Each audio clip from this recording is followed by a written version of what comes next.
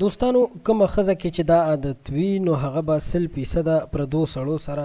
ناروا تعلق ساتي او د دې باید خپل خاوند ته پته هم نه وي، معلومات به هم نه وي. تاسو ته معلومه ده چې ښځه چې کوم ده هغه شهوت چیرې د هغې وږي وي، خو په هره ښځه کې فرق وي. یعنې ځینې ښځې چې هغه واده شوي وي د هغوی شهوت ډیر وي، او څه ښځې چې هغه نه وي واده شوي نو د واده کړو او د ناواده کړو ښځو په شهوت کې فرق وي. قدرمنو تاسو ته دا هم معلومه ده چې ځینې ښځې چې د هغوی واده شوي وي نو که د هغوی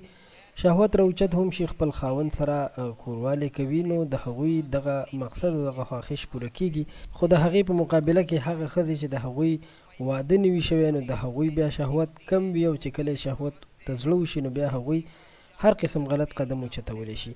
نو راځو د خپل ټاپک اړخ ته چې کومې هغه ښځې دي چې هغوی کله دغسې ناروا کار ته زړه وشي د خپل خاوند په ناموجودګۍ کې هغوی دغسې غلط قدم اوچتوي، نو د هغسې ښځو پېژنګلو به څه وي او په دغسې ښځو باندې بیا خپل خاوند هم نه پوهېږي. دوستانو د ټولو نه اول دغسې ښځې چې کومې دي هغه قسم وي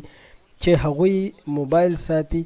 او بازارونو ته ډیر ځي راځي پردو سړو سره ګپې شپې لګوي. په دې باندې یو قسم خاص نظر ساتل پکار وي، ځکه چې نن سبا په بازارونو کې کوم دکانداران ناست وي، کوم دکانداران چې سودا کوي ښځو سره او د ښځو د سودا کاروبار کوي، که هغه د کاسمیټکس یا کریم پوډر دغه کاروبار وي، نو په دغه کې زیاتره داسې ښځې ورسره پیښیږي چې هغوی د ښو کورنو ښځې وي، خو د دغه خلکو د لاسه دا بدکارۍ اړخ ته مایله شي او د دوی ډېرې ویډیوګانې هم داسې راغلي دي چې په دکانونو کې جوړې شوي دي، یعنې غلطې او ناروا ویډیوګانې. نو دغسې ښځه په خپل خاوند باندې هم ځان نه پوهوي، د خپل خاوند نه دا هر څه پټ ساتي، او په دې کې د ځینو ښځو مقدار داسې هم وي چې د هغوی خاوندان یا بهر ملک مسافر وي، یا داسې وي چې د هغوی خاوندان د هغوی خواهش نشي پوره کولی، او یا د هغوی خرچي یا نور داسې کوم د هغوی ضروریات چې دي نشي پوره کولی او نه توجه ورکوي، نو په دغه وجه باندې هم ښځه دغسې قدم اوچتوي. دویم قسم په دې کې هغه ښځې وي چې هغوی په یونیورسټو یا کالجونو کې په هاسټلو کې پاتې کیږي. اگر که په دغه کې جینکۍ هم وي، نن سبا حالات دومره ګډوډ شوي دي چې خلک د تعلیم دپاره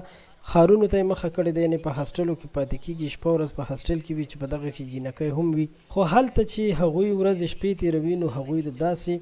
ناروا کارونو سره مخ کیږي چې پردي سړي په هغوی باندې خرچې کوي او د دغه خرچو په وجه باندې هغوی خپل جسم او خپل ځان چې دی هغه هغوی ته ورسپاري. دوستانو دا یوازې د اورېدو خبرې نه دي، د دې موږ شاهدان یو، موږ داسې ډېر واقعیات لیدلي دي چې جینکۍ د دغسې واقعیاتو ښکار شوي دي.